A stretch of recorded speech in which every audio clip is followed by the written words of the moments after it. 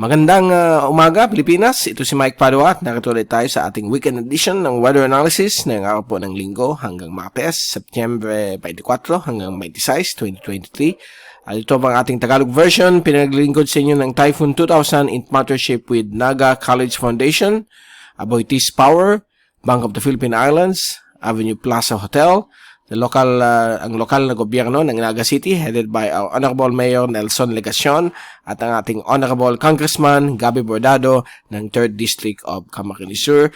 At bago tayo mag-umpisa sa ating update, sa ating CraftSat, ito muna yung ating i-promote yung sa komunidad, yung Climate Action Center, yung mga interested na LGUs or companies ay pumunta lang po sa ating website typhoon2000.ph at i-click yung banner ng komunidad. Didiretso muna kayo sa Google Form para i-fill up ang mga certain questions na kailangan ng komunidad and then they will contact you.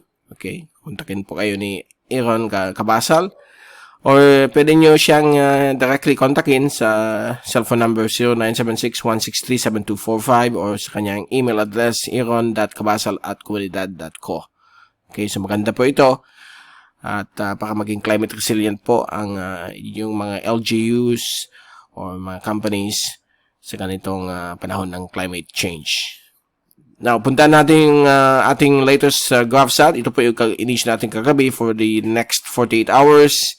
At for the past few days, meron po tayong dalawang LPA, si 90W ito at si 96W.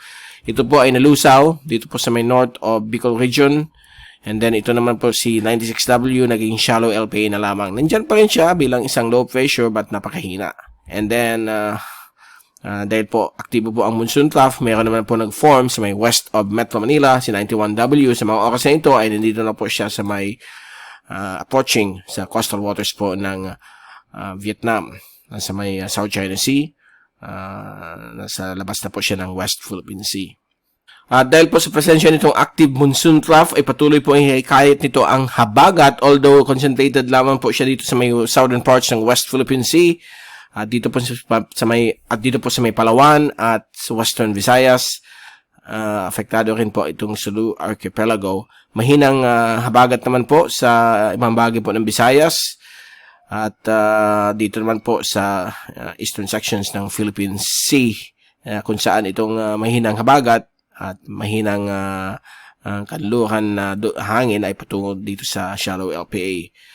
Itong area po ng Luzon ay magiging kalmado hanggang paiba-iba po ang direksyon ng hangin. So, pati ang Bicol ay medyo kalmado po tayo. Kaya, hindi po tayo nakakaranas ng anuman hangin. Although may mga thunderstorms, may mga nasaan din po tayong mga bugso ng hangin within this mga localized thunderstorms kapag dumadaan po sa mga areas ninyo. Okay, so nandyan pa rin ang high risk of flooding dahil po sa mga localized thunderstorms, so mag-ingat lang po lahat. At ito po yung latest sa ating fast animation. So ito na po si 91W, nag-intensify na po habang papalapit po sa coastal waters po ng Vietnam. Most likely magkaroon ng tropical cyclone formation alert itong system na ito at posibleng maging bagyo bago maglandfall po malapit sa danang Vietnam base po sa European model. At yung monsoon trough ay patuloy na nakaka-affecto po dito sa may bahagi po ng Pilipinas. At ito po yung shallow LPA na binibantay natin. Although si 96W, yung kanyang remnants o yung shallow ay nandito, may panibagong vortex ng isang LPA na naman po mag-form po dito. So most likely maging 92W ito. And meron pa rin dito sa may area po ng monsoon trough. So it could become a 1 to 2 week busy days ahead dahil po sa developments itong mga low pressure systems na kung saan posibleng may mag-form na tropical cyclone sa mga darating na araw hanggang sa early first week of October. Okay, and then ito po yung zoom in sa animation ng umaga.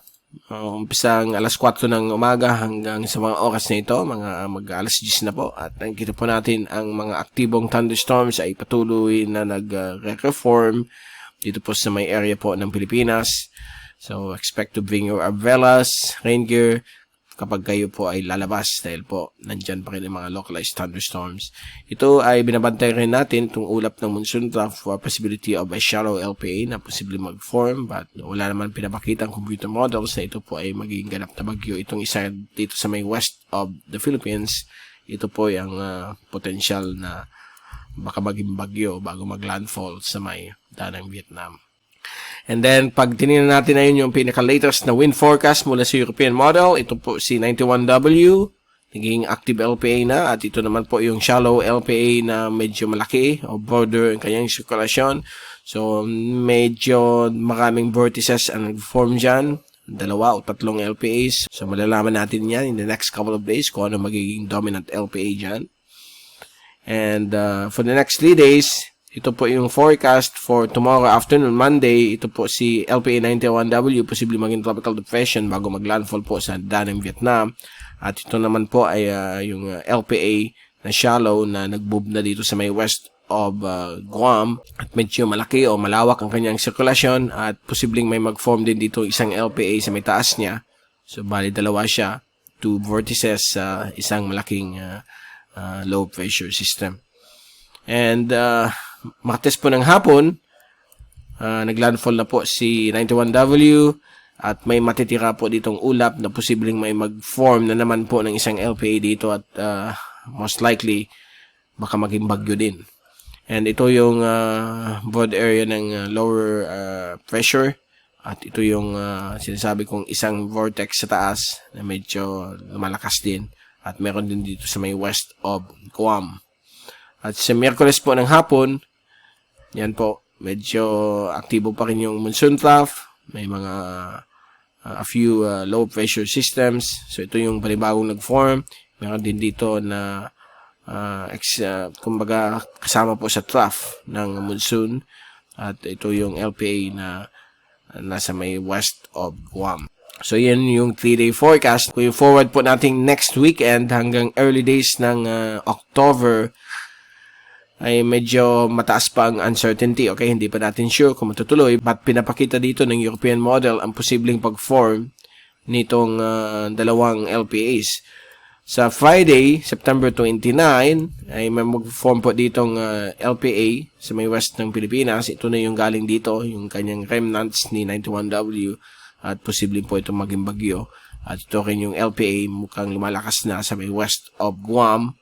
And sa Sabado, September 30, yan na po, baka posible maging tropical depression ito at ito naman pong isa, tropical depression din patungo sa area po ng southern China at posible maging tropical storm or even a typhoon kapag patuloy yung kanyang rapid intensification.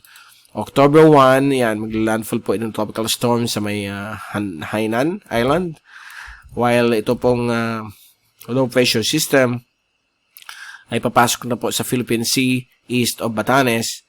At kung i-move natin sa October 2 and 3, mukhang delikado po ang Northern Luzon. At dito po magiging tropical storm na po siya o severe tropical storm. But like I said, itong forecast na more than 5 days between September 30 to October 3 ay highly uncertain. Okay? Nasa 0 to 20% pa ang probability nito when it comes to the tracking of these LPAs. At yung possibility na maging bagyo po siya. But observe po natin, kapag nandyan pa rin po siya within the 5-day forecast, ay mukhang matutuloy na po ito. Now, kung i-check natin ang American model, iba ang sinasabi. Sa American model, same sila dito sa panibagong potential na bagyo na magla-landfall sa Hainan. But itong LPA dito sa may east of Northern Luzon ay medyo magkaiba. Sa October 1, 2, and 3 ay magre-record po siya patungo sa may kakagatan sa silangan ng Japan. So, mabait ang American model. Pero may mag-form dito panibagong LPA sa silangan po ng Samar or Bicol sa October 3. And then, meron pa po dito mga maliliit na LPAs sa panahon na ito ng papasok na tayo sa October. Usually, mga LPAs, mababa na po ang latitude. Medyo peligroso sa ating bansang Pilipinas. Okay, so yan po ang scenario. So, it's still highly uncertain. 0 to 20% probability within September 29 to October 3. But we will continue to monitor the situation, okay? So, ngayon, mga localized thunderstorms lamang po ang inasahan po natin. Kaya ito yung 3-day rainfall accumulation forecast hanggang Martes. Patuloy pa rin ang mga localized thunderstorms sa may Moropa, Visayas, ibang portions po ng Mindanao, Bicol Region, Metro Manila, Central Luzon, Southern Luzon. So, mag-ingat lamang po magdala ng payong, mag-ingat sa mga possibility ng pagkakaroon po ng mga lightning strikes dahil uso po na yon kapag may mga localized thunderstorms. And then yan po ang monsoon trough. Tuloy-tuloy po yan sa may area po ng Guam. At bago tayong paalam, ito yung Global Tropics Hazards Outlook na release nung last Wednesday para bigay ko lang sa inyo kung anong scenario for the next 2 to 3 weeks. For week 2, valid September 27 to October 3, ang Philippine Islands ay magkakaroon po ng above average rainfall probability of more than 65%. Samantala po sa pagdating po sa pagbuo ng mga bagyo ay nasa more than 40% ang probability ng tropical cyclone formation for week 2, okay? So, week 3 naman, October 4 to October 10, same pa rin po. Nag-extend na po ang tropical cyclone formation of more than 40% hanggang sa may area po ng Guam. At gayon pa rin, nasa more than 65% above average rainfall tayo mula sa mga thunderstorms at sa natitirang epekto ng habagat. Itong week 3 po ay, gaya na sinabi ko, ay mataas pa po ang uncertainty, hindi pa sure, but ito ang medyo nasa 50% ang probability. Okay, so yan muna po ang ating latest na yung linggo. I hope nasa mabuti ko yung kalagayan. At magkikita-kita ulit tayo sa mga susunod na araw. Ito ulit si Mike Palawang papaalam. Mag-ingat po tayong lahat. Be #WeatherWiser. At maraming salamat po sa pagpanood sa aking channel.